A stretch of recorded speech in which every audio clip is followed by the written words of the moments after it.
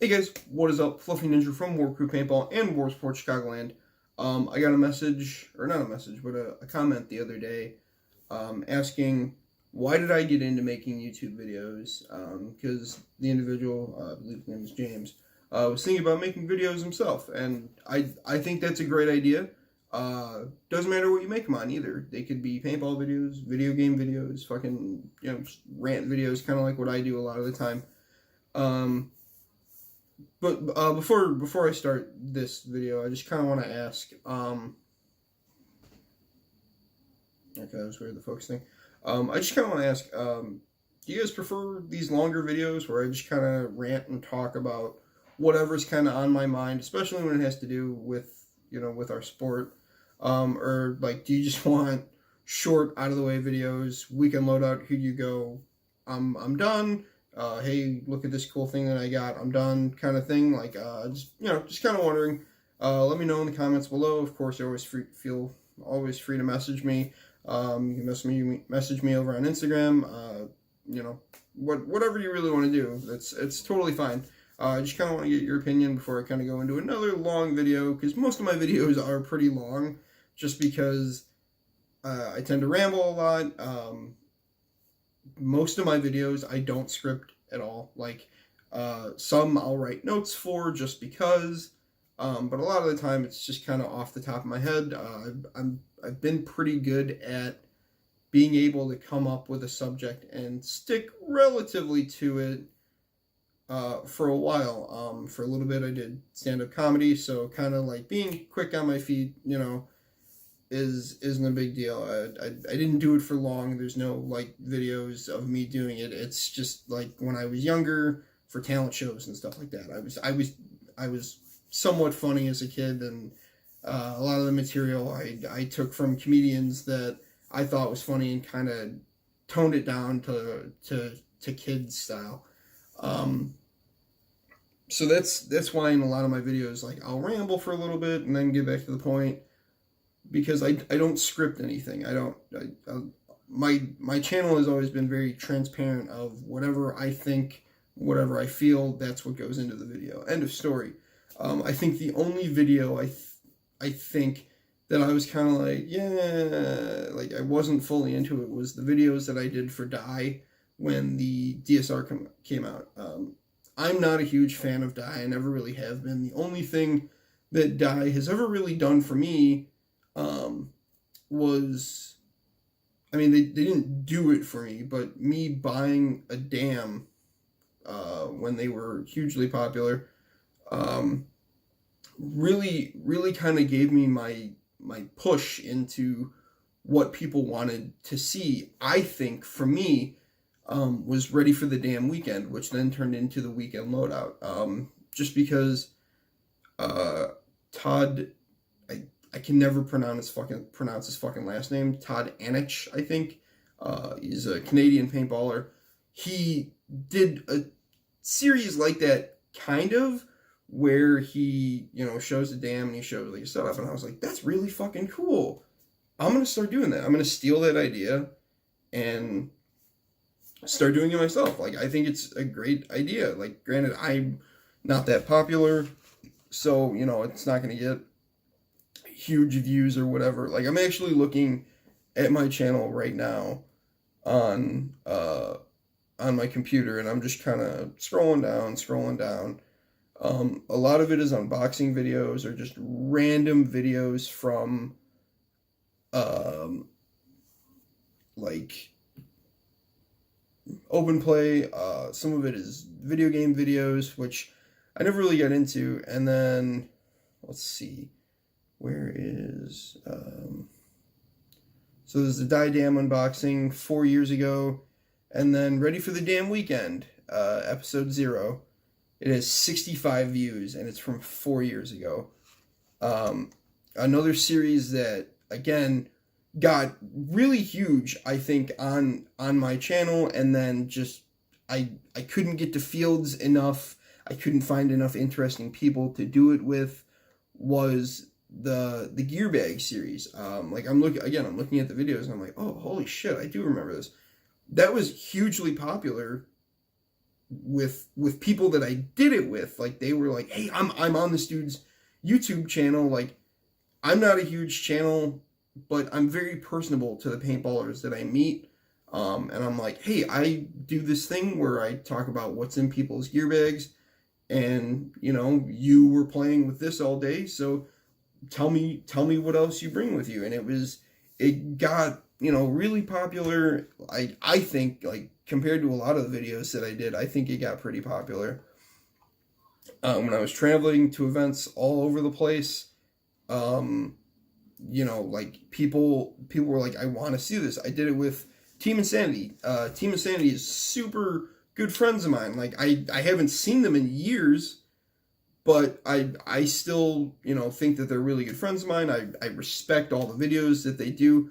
Some of their stuff doesn't fit what I want to watch, but I'm still subscribed to them because there's a lot of videos that they have that I'm like, wow, that's really cool.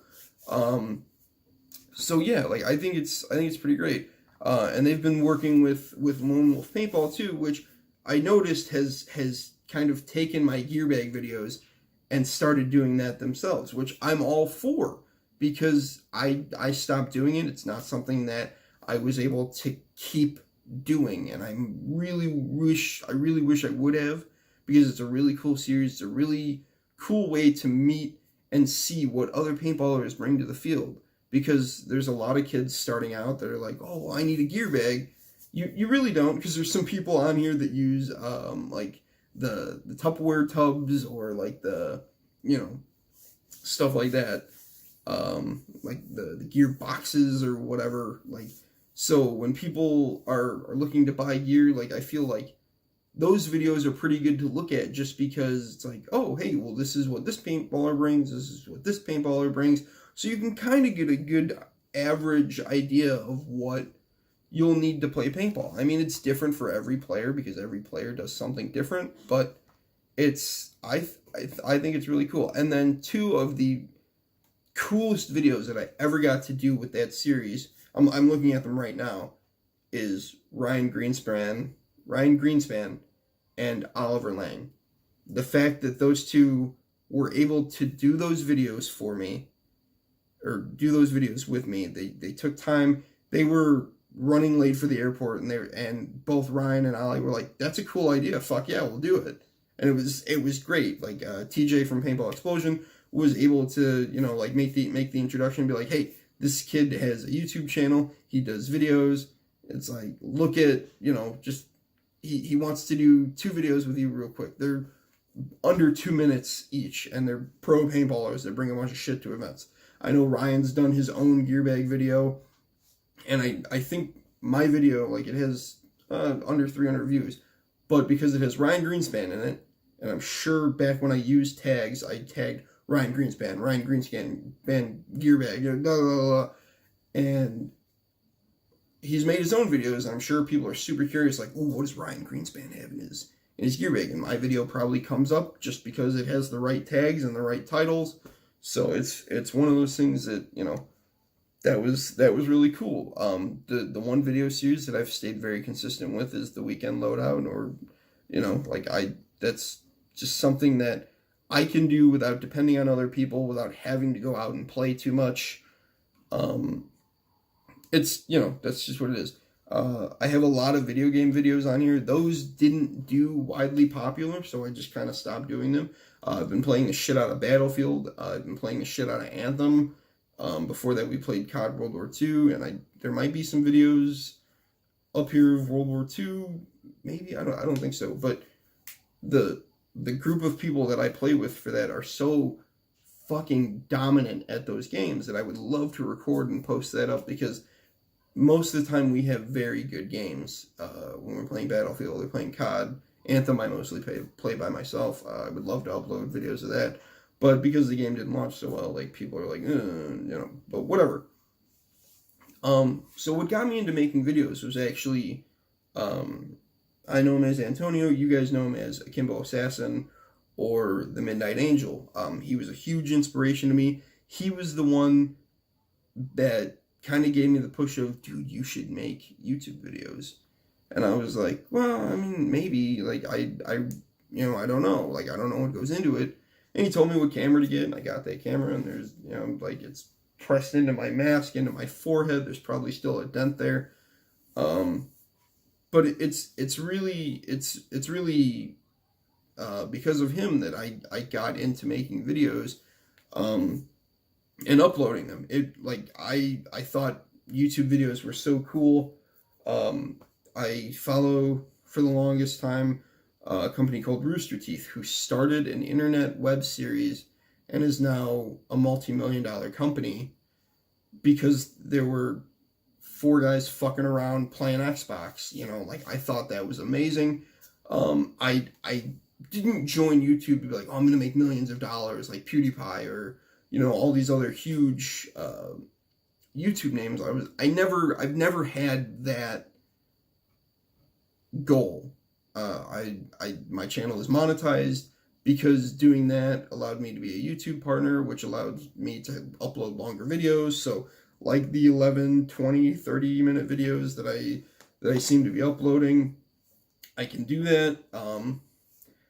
But it all started with Fluffy Ninja Kill Feed #1. I don't think I've ever made a second one. I don't think I've ever continued that. Because I don't know. It was when I used pistols, and again, because Antonio was such a huge inspiration and influence on me back when I like started coming over to CPX to play. I was like, oh, okay, cool. I'll just use pistols. I still remember the first kill that I ever got with a pistol. I was at Badlands, so this is a long fucking time ago.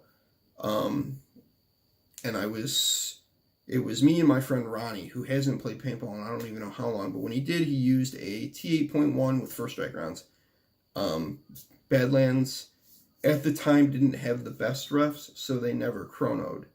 So he would get away with shooting pretty hot, which is why I kind of stopped playing with him for a while. There was an incident where he shot a kid in the mask, and it separated the lens, and the inside lens hit the kid in the face, and he freaked the fuck out. So I don't really try to associate, with people like that anymore. But the first time I got a pistol kill, I'm sneaking around. Ronnie's running around in his ghillie suit. I sneak around, and there's a kid who has been kicking my ass all day. He's in an Aftershock jersey. This was actually before I started practicing and playing with those guys, and it was kind of this kid's fault that I started playing with them. Like, he'd just been murdering the shit out of me. I don't even know what he was shooting. But I had a pistol. I was like maybe 10 feet away from them, like behind them, and they had no fucking idea. It was him and one other guy who was like not using a rental, but using like a spider maybe. The kid with the spider got shot, and the kid in the Aftershock jersey said, oh, just wipe it. And I was like, are you fucking serious, dude? Like, just in my head, I'm like, wow, what a dick. So I run up, I put my pistol in his side, and I go, surrender. Or no, I think I go, bang, you're out. And he starts turning, and I don't know what the fuck he was shooting. It was maybe an ego. I have no idea. And he starts turning, and as he turned, I was like, nope. And I pull the trigger and shoot him point blank. Literally barrel that far away from his skin. Or like through his jersey into his skin. And he starts screaming and cussing up a storm and just being all pissed off and, screaming to the ref to kick me off the field. It was the end of the day anyway, so the ref didn't really give a shit. The other kids surrendered immediately because I was just right there. And, the game was over. And I was like, wow, that was really cool that I got, that fucking close. Like, that was dope. So we go back to the car because I couldn't drive at the time. I was traveling with my friend Ronnie. Like, him and I would go play Badlands literally every weekend because he had a truck and I liked to play paintball. we go back to his truck. We're, dressing down, getting ready to go. And the kid's brother, who had been super awesome all day, he's such a cool kid, he comes up and he's like, dude, my brother's so fucking mad at you. And I was like, why? Like, he turned to shoot me. He was going to shoot me from the exact same distance that I shot him. And he goes, yeah, that's what he's fucking mad about, that you shot him first. And the kid comes over, and again, this had happened maybe 10 minutes ago. He goes, yeah, he fucking shot me super close, and he lifts up his shirt, and there's a huge bruise. At the time, it was summer, TIPX, using CO2. And because Badlands didn't have the best refs, they'd never chronoed. I went to shoot it over the chrono range just to empty the mag, and shooting like a little bit above 300. And I mean, granted, Badlands is 300, and just being that close though, like, caused like just a massive bruise on his side. And I was like, "Fuck, I'm so sorry." He goes, "No," he's like, "It's fine." And he's like, "You were right to shoot me because I was going to turn around and blow your fucking head off." And I was like, "Oh, well then I don't feel bad for you at all. Fuck you." So that got me into pistols, and I was like, "This is really cool." So I started using pistols more, and I transitioned over to CPX because I was like, maybe I'll meet Midnight Angel. And I met him fucking the first weekend I went out there by myself. Like, I just turned 16, just got in my car, and I was like, I'm going to CPX, because the only reason I was going to Badlands because it was close, and I had a friend to drive me. My friend Ronnie didn't want to drive all the way out to Joliet. We lived in Sager, which is right near Crete, which is right next to Badlands, or which is where Badlands is. So as soon as I got my car, I'm headed out there every weekend to play and try and meet Midnight Angel. And I meet him first time, and I'm like, "Dude, how do you record videos?" And he shows me this little camera, and I bought one the next day. Like, I ordered it the next day, and I had it, and the next weekend I went out and I started recording. So that is a huge fucking just history of Fluffy Ninja. It is, it's fucking massive. I didn't really become... I don't even know how I got the name Fluffy Ninja. I know that the fluffy part actually came from I assume the name came from my friend Adam. When I took him out to play one of the first times, whenever I played, I think there's a picture of it somewhere on my Facebook or the Fluffy Ninja Facebook or whatever, of me wearing just a vest. It's it's not like a winter vest, but it's a puffy vest. It provides absolutely no insulation. It had just a little bit of padding on it. And when I wore that, he called me Ramboa because my last name, is Gamboa. If you want to find me on Facebook, you can. I really don't give a shit. But he called me Ramboa. And I was like, oh, that's kind of cool. It's a pretty sweet name. And I thought about sticking with that for a little bit. And then Gabriel Iglesias, the I'm Not Fat, I'm Fluffy, came out, and he was like, "Have you seen this yet?" And I'm like, "No." And he's like, "Watch it, because it's your type of comedy. It's you. It's literally you, but bigger and more Mexican." And so I watched it, and there's the 5 or 6 whatever things of fat, and it was fat, or no, it's like husky, like whatever, and fluffy. And I was like, yeah, that's right, I'm not fat, I'm fluffy. And it stuck, And then like the ninja part was just during big games. Krista has said this several times.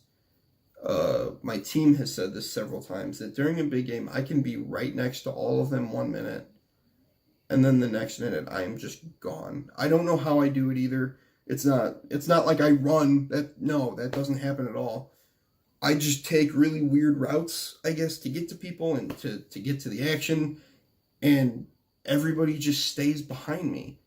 I really don't know why. Usually during big games, I am at the front line without even meaning to be. I'm just up there because that's where the fun is, so I'm gonna be there.